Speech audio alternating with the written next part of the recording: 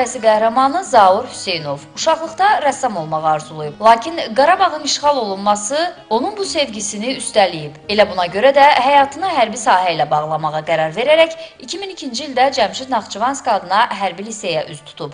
Oradan başlayan yol isə müsahibim üçün 44 günlük vətən müharibəsinə qədər uzanır. Qarabağda baş verənlərlə xatirələrimiz var idi. 26 fevralda Xocalı haqqında olan sənədli filmləri izləyəndə, oradakı bizim qızların, gəlinlərin, qocaların, uşaqların başına gətirilənləri görəndə, Azərbaycan xəritəsindəki o işğal olunmuş ərazilərin qırmızı çərçivədə olduğunu görəndə bir Azərbaycanlı kimi, bu xalqın nümayəndəsi kimi qüruruma çox toxunurdu. Və zaman keçdikcə mən başa düşdüm ki, təkcə fırça ilə deyil, həm də hərb yolu ilə mən xoşbəxt ola bilərəm.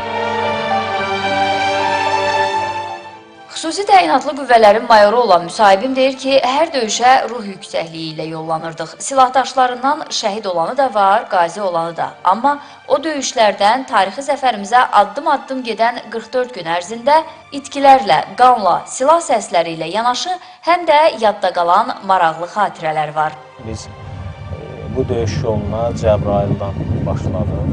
Cəbrayılın azad olunmasında iştirak etdik. Daha sonra Hadrutun, daha sonra Füzulinin, Xocavəndin kəndləri və yekunda Şuşanın işğaldan azad olunmasında iştirak elədik.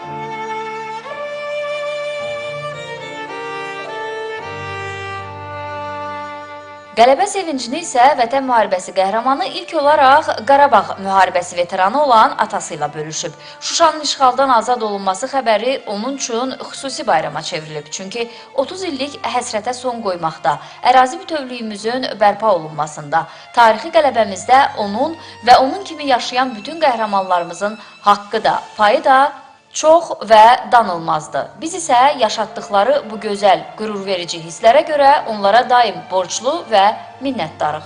Aydan Əliyeva, Vahid Zalov, Çinarə Vaqif, Telesəhər.